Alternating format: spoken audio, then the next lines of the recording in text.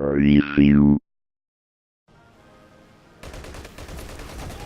make no secret of the fact that I'm a huge Battlefield series fan, and as such, I went into the Battlefield Heroes beta at the start of this year with high hopes, and now after its general release, I'm happy to say it's a game worthy of the Battlefield name.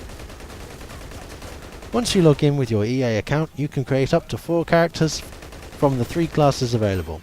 As your character levels up, several special abilities can be unlocked, from first aid to speed boosts and damage modifiers. But in some ways, Battlefield Heroes shies away from the complexity of earlier Battlefield games. For long-term Battlefield 2 players who are used to the flexibility of multiple classes, voice commands, squads and battle commanders, Battlefield Heroes is likely to be too lightweight and a little more than a novelty until the release of Battlefield Bad Company 2 and Battlefield 3.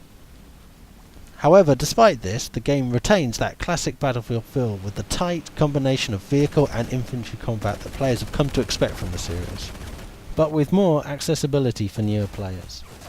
Like most free-to-play games, there is a great deal of character customization on offer, through a combination of real-world money and points earned in-game. Unusually for a free-to-play title, Battlefield Heroes offers some permanent items along with the usual rental items. Beyond the weapons and clothing, you can also get taunts for your character, but to be honest, the kind of person who would rent one of them is likely to assign it to a hotkey, so they can spam it over and over again.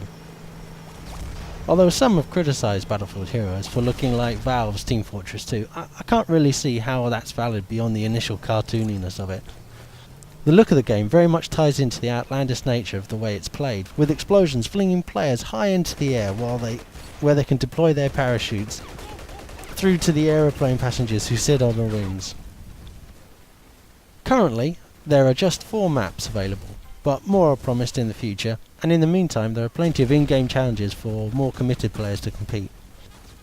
If Battlefield Heroes is an indication of where Electronic Arts is going in the free-to-play market, then I like what they're doing, and maybe you will too.